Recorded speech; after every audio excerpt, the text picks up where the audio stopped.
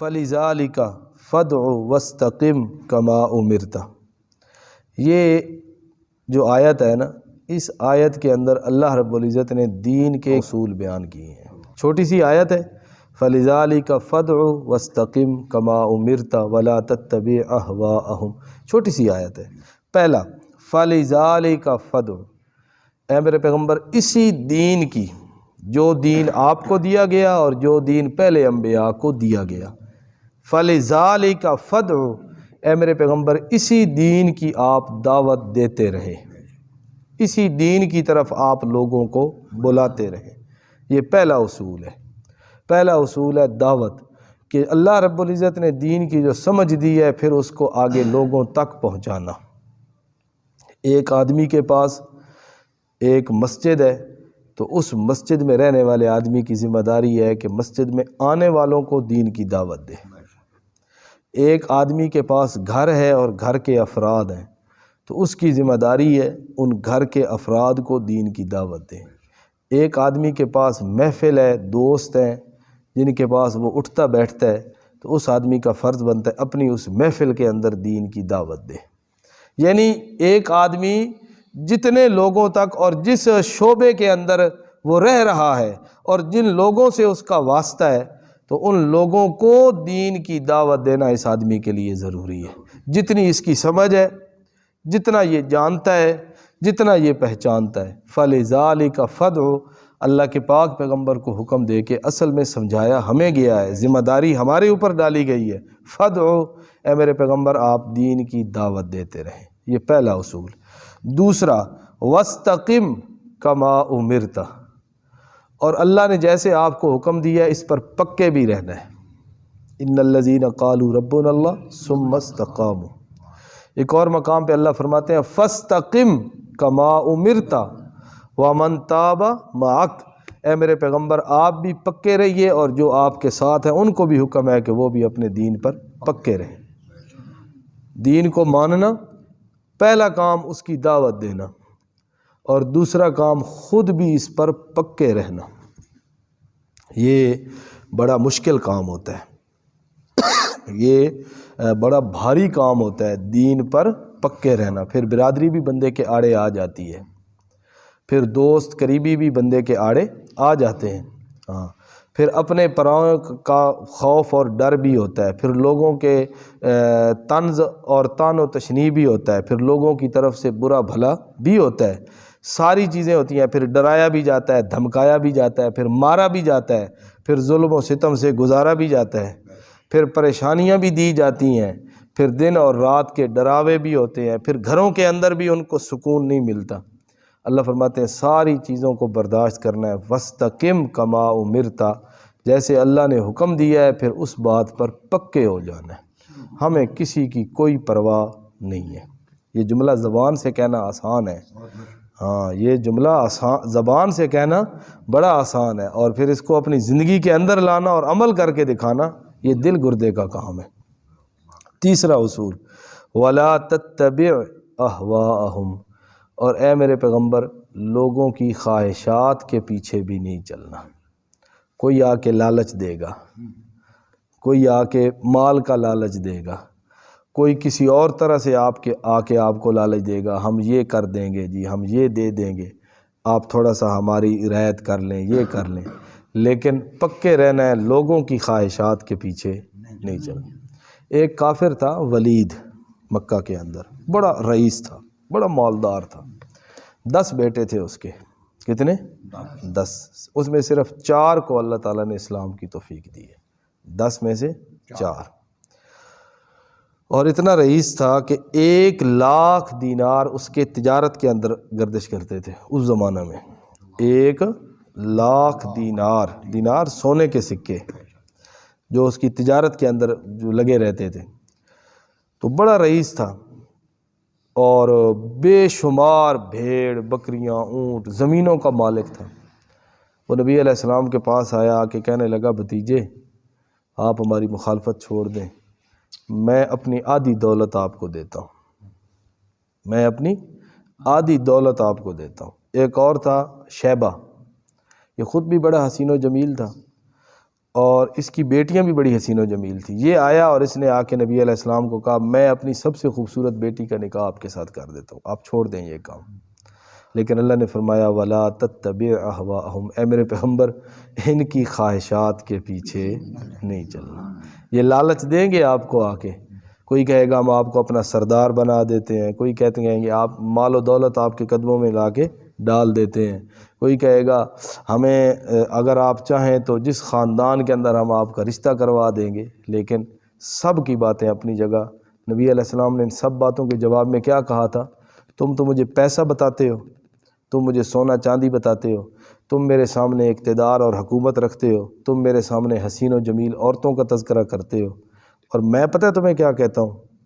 تم آسمان سے سورج لے آؤ اور آسمان سے چاند لے کے آؤ اور میرے ایک ہاتھ پہ سورج رکھ دو اور دوسرے پہ چاند رکھ دو، میں محمد پھر بھی اپنی بات کو چھوڑنے والا نہیں ہوں۔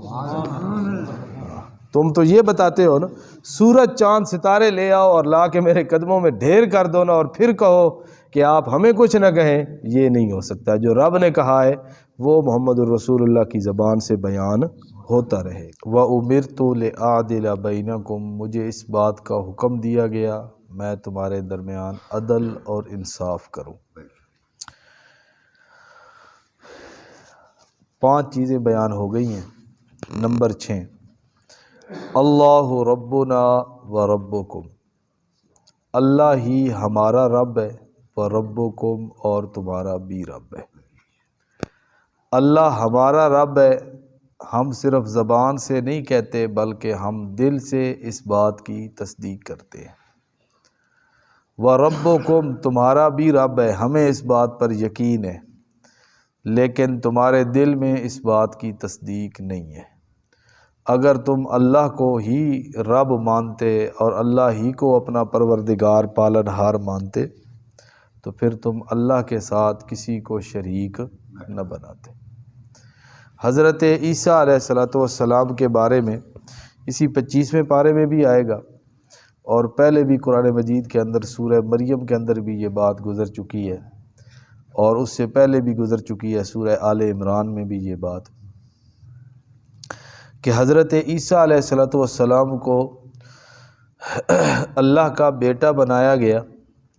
تو حضرت عیسیٰ علیہ السلام نے اپنی قوم کے سامنے جو بات کی تھی اس کے اندر انہوں نے یہ بات کہی تھی، ان اللہ ربی و ربکم، بے شک اللہ میرا بھی رب ہے تمہارا بھی رب ہے، فاعبدوہ، اسی کی عبادت کرو۔ یہ بات قرآن مجید میں 3 مرتبہ اللہ نے بیان کی ہے۔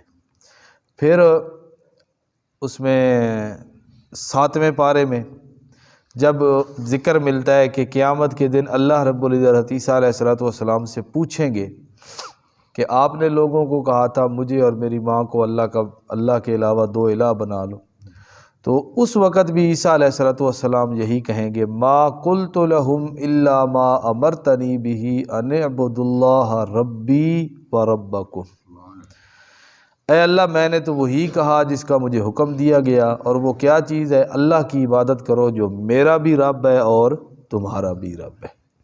نبی پاک صلی اللہ علیہ وسلم کو بھی یہی بات کہی گئی کہ آپ بھی ان منکرین مخالفین کو کہہ دیجئے اللہ ربنا و ربکم، اللہ ہی ہمارا بھی رب ہے اور تمہارا بھی رب ہے۔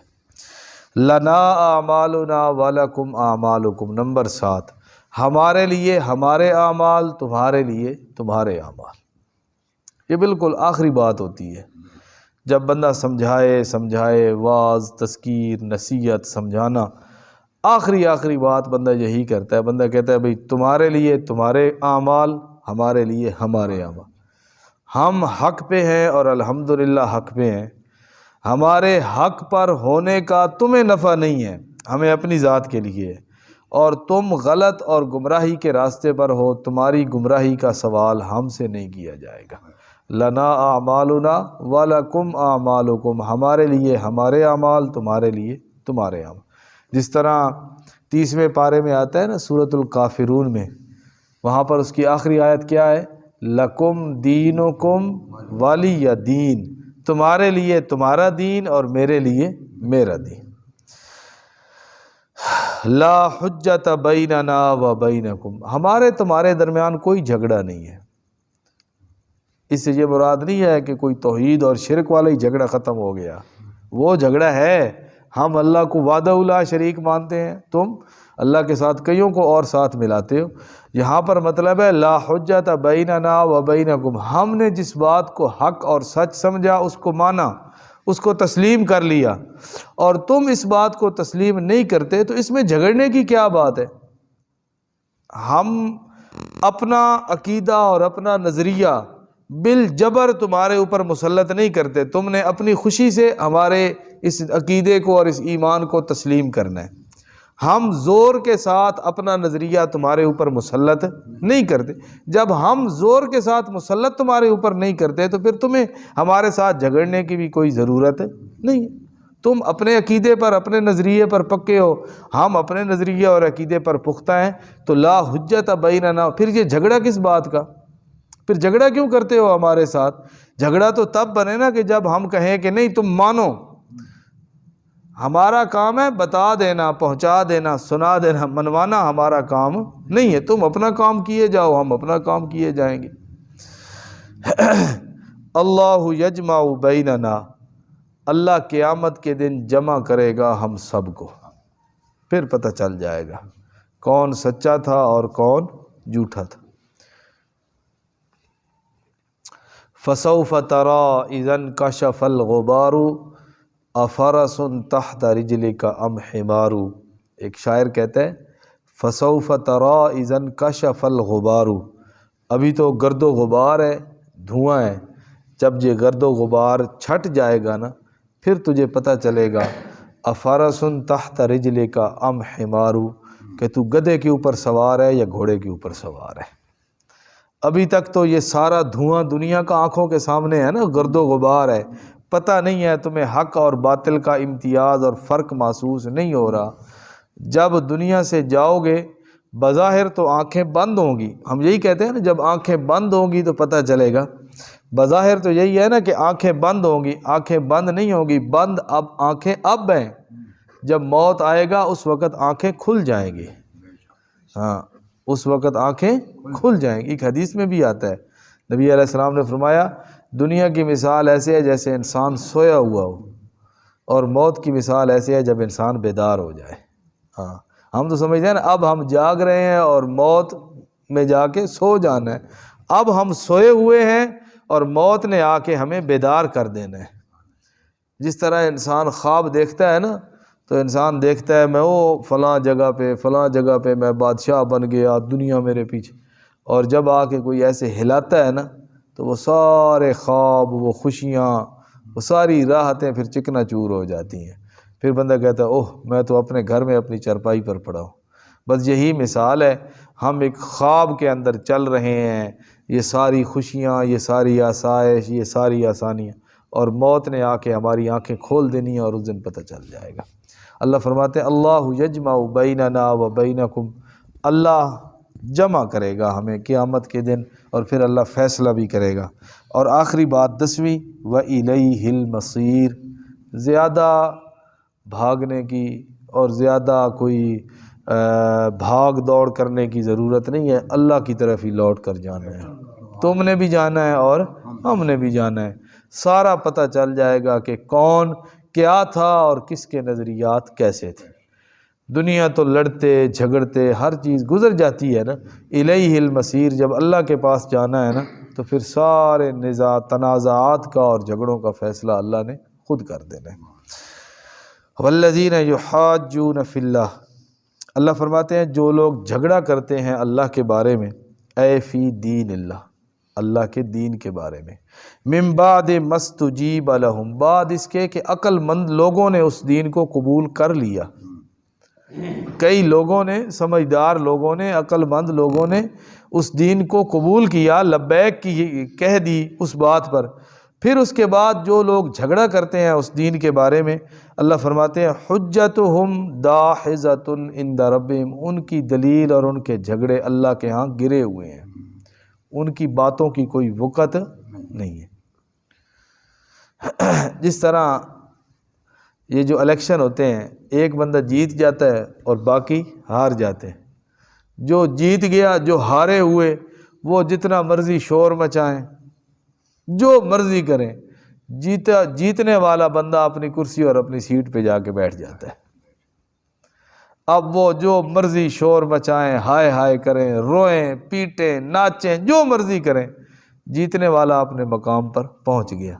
اللہ رب العزت یہی کہتے ہیں جو دین کے بارے میں جھگڑا کرتے ہیں، عقل مند لوگوں نے اس دین کو قبول کیا، اب جو اپنے دلائل اور اپنے نظریات اور اپنی باتیں پیش کر رہے ہیں نا، ان کی مثال ان ہارے ہوئے لوگوں کی طرح ہے جن کی بات کی کوئی سنوائی نہیں ہے. حجتہم داحضۃ عند ربہم، ان کے سارے جھگڑے گرے ہوئے ہیں ان کے رب کے ہاں.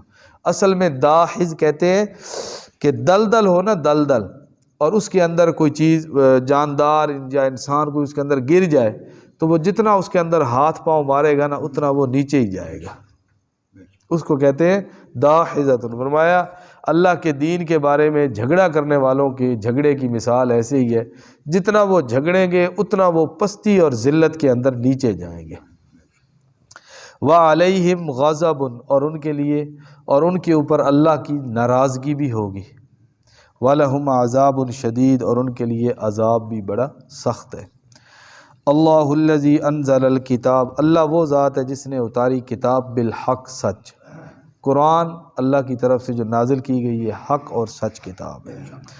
اور دوسری والمیزان، اور اللہ نے اتارا المیزان، ترازو.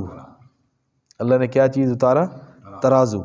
بعض کہتے ہیں میزان سے مراد بھی قرآن ہے، میزان سے مراد بھی قرآن ہے، کیونکہ قرآن بھی ترازو ہے حق اور باطل کو تولنے کا. قرآن بھی ترازو ہے سچ اور جھوٹ کے پرکھنے کا. اور بعض کہتے ہیں نہیں، میزان سے مراد وہ حقیقتاً ترازو ہے کہ جس کے ذریعے دنیا کا نظام چلتا ہے. نبی علیہ الصلوۃ والسلام کی حدیث ہے، نبی علیہ الصلوۃ والسلام نے فرمایا یا اہل التجار، اے تاجرو، تمہارے اوپر تم اس بات کے وارث بنائے گئے ہو کہ ترازو تمہارے ہاتھ کے اندر ہوتا ہے، اور پہلی امتیں اسی بات کی وجہ سے ہلاک ہو گئی. اور نبی علیہ السلام نے فرمایا تمہیں دو چیزوں کا والی بنایا گیا ہے، المکیال والمیزان، ایک ماپ اور ایک تول، ایک پیمائش اور ایک تولنا. اللہ فرماتے ہیں اے تاجرو، اللہ نے تمہیں ان دو چیزوں کا والی بنایا ہے، تمہارے ہاتھوں کے اندر یہ دو چیزیں دی ہیں. خیال کرنا پہلی امتیں انہی باتوں کی وجہ سے تباہ ہو چکی ہیں. اچھا، ہم یہ تو سمجھتے ہیں کہ سودا دیتے وقت ہی فلاں بندے نے نا تول کے اندر ڈنڈی ماری ہے، ہم اس کو تو بے ایمان کہتے ہیں. وہ بے ایمان ہے، اس نے سودا کلو لینا تھا، کلو سے اس نے کچھ کیا دے دیے، کم دے دیے، ہم کہتے ہیں بے ایمان ہے، اس نے بے ایمانی کی ہے. اور اسی طرح اگر تول کے اندر کمی زیادتی بے ایمانی ہے تو پیمائش کے اندر بھی تو کمی زیادتی بے ایمانی ہے کہ نہیں؟ اچھا، کپڑے کی پیمائش کے اندر اگر کمی کی تو یہ تو بے ایمانی بنی، اور زمین کی پیمائش کرتے وقت دوسرے کا حق دبا لیا تو یہ ایمانداری ہوگی؟ دیکھو نا، یہ بھی تو زمین کی بھی تو پیمائش ہوتی ہے نا. جو آدمی زمین کے جس قطعے کا، جس ٹکڑے کا مالک ہے تو اس کو اس کی پیمائش دی جاتی ہے، اتنے فٹ تو نے اس طرح جانا ہے، اتنے فٹ اس طرح جانا ہے. تو اس پیمائش کے کرتے ہوئے جس آدمی نے دوسرے کا حق دبا لیا تو یہ بھی تو کیا ہے؟ بے ایمانی. زمین کا ٹکڑا دبا لینا، اس کو ہم کیا کہتے ہیں؟ یہ ہم نے اپنے زور سے لیا ہے، عدالت کے اندر ہو جائے گا فیصلہ، چل جو رہا ہے کیس، اور اس کو پتہ بھی ہے میں جھوٹا ہوں، میں غلط ہوں، میں نے یہ کام غلط کیا ہوا ہے، لیکن اب کیا ہے، اس کو چھوڑتا اس لیے نہیں ہے کہ اب لوگ کیا کہیں گے. اب لوگ کیا کہیں گے، یار یہ تو نے غلط کیا ہوا تھا، تو نے اتنے سال ان کو ناجائز قبضہ کر کے رکھا. تو ہر چیز کے اندر دوسرے کا حق غصب کر لینا، یہ کیا ہے؟ اللہ رب العزت کی ناراضگی کو دعوت دینا ہے. جو بھی معاملہ ہو اس میں کسی کا حق جس کو تم اور بندے کو فیصلہ کسی مولوی یا کسی مفتی یا کسی جج سے نہ کرواؤ، چاہے زمین کا معاملہ ہے، چاہے کوئی اور گھریلو معاملہ ہے. ایک خاندانی طور پر بھی ہو جاتی ہیں مسائل، یا کوئی اور لین دین کا معاملہ ہے، وہ کسی مولوی کے سامنے پیش نہ کرو، کسی مفتی کے سامنے، کسی عالم، کسی جج، کسی بڑے کے سامنے پیش نہ کرو۔ سب سے پہلے اپنے ضمیر سے وہ فتویٰ پوچھ لو، تمہارا دل تمہیں بتا دے گا تم غلط ہو یا صحیح ہو، تمہارا اپنا دل تمہیں بتا دے گا۔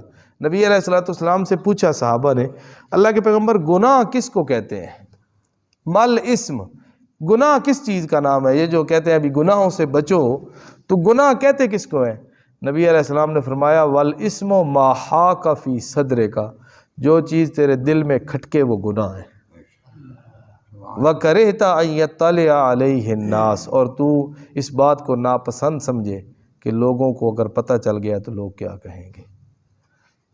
اگر ایسا کام، ایسی بات، ایسا عمل کہ لوگوں کو اگر پتہ چل گیا تو لوگ کیا کہیں گے، اور تیرے دل کے اندر وہ کھٹکتی بھی ہے، نبی علیہ السلام نے فرمایا وہ گناہ ہے۔ وہ چیز کیا ہے؟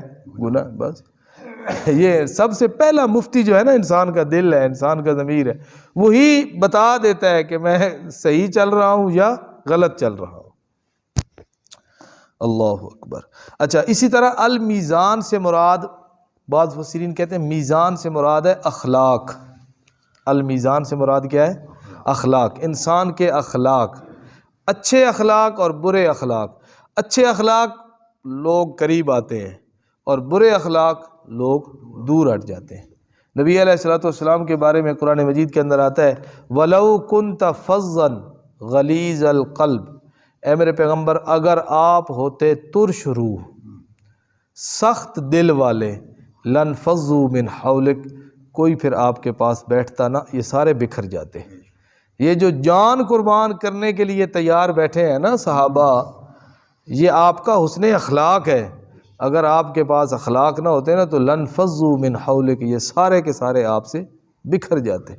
اور نبی علیہ الصلوۃ والسلام کی حدیث ہے اقربکم الی یوم القیامہ، قیامت کے دن سب سے زیادہ قریب ہوگا میرے، کون؟ احسنکم اخلاقا، جو تم میں سے اخلاق کے اعتبار سے اچھا ہے، جس کے اخلاق عمدہ ہیں وہ قیامت کے دن میرے سب سے زیادہ قریب ہوگا۔ وَإِنَّكَ لَعَلَىٰ خُلُقٍ عَظِيمٍ، اخلاق عظیمہ اللہ رب العزت نے اپنے پاک پیغمبر صلی اللہ علیہ وسلم کو عطا فرمائے تھے۔ اللہ نے اتاری کتاب حق کے ساتھ والمیزان، اور اللہ نے میزان اتارا۔ دنیا کے اندر بھی میزان ہے اور قیامت کے اندر بھی میزان لگے گا۔ وَنَضَعُ الْمَوَازِينَ الْقِسْطَ لِيَوْمِ الْقِيَامَةِ، قرآن مجید میں اللہ فرماتے ہیں ہم قیامت کے دن ترازو رکھیں گے انصاف کا۔ وَنَضَعُ الْمَوَازِينَ الْقِسْطَ لِيَوْمِ الْقِيَامَةِ، انصاف کا ترازو ہم قیامت کے دن رکھیں گے۔ انسان کے اعمال تولے جائیں گے، اچھائیاں تلیں گی، برائیاں تلیں گی۔ من ثقلت موازینہ فہو فی عیشۃ راضیہ، نیکیوں والا پلڑا بھاری تو اچھی زندگی۔ ومن خفت موازینہ فامہ ہاویہ، نیکیوں والا پلڑا ہو گیا ہلکا تو پھر اس کا ٹھکانہ جہنم۔ یہ اللہ نے ایک ضابطہ اور ایک قانون بنایا ہے کہ قیامت کے دن تمہاری نیکیاں اور برائیوں کو بھی تولا جائے گا۔ تو دنیا میں بھی ترازو اور قیامت کے دن بھی ترازو، اور اسی چیز کا نام ہے عدل۔ اسی چیز کا نام کیا ہے؟ عدل۔ وما یدریک لعل الساعۃ قریب، آپ کو کیا خبر کہ شاید قیامت قریب ہے۔ یستعجل بها الذین لا یؤمنون بها، اس قیامت کو جلدی طلب کرتے ہیں کون لوگ؟ لا یؤمنون بها، جو اس پر ایمان نہیں رکھتے۔ قرآن میں کئی مقام پہ یہ آیت آئی ہے کہ کفار کہتے تھے متی ھذا الوعد، کب ہوگی وہ قیامت؟ یا بعض جگہ پہ ایسے آتا ہے کہ کفار نے کہا یہ جو کہتا ہے کہ آسمان ٹوٹ پڑے گا تمہارے اوپر، زمین میں دھنس جاؤ گے، وہ کہاں ہے؟ ٹوٹے نا آسمان ہمارے اوپر، ہمارے اوپر گرے آسمان کا کوئی ٹکڑا، آئے ہمارے اوپر کوئی عذاب۔ اللہ فرماتے ہیں اس قیامت کو جلدی مانگتے ہیں وہ لوگ جو ایمان نہیں لاتے۔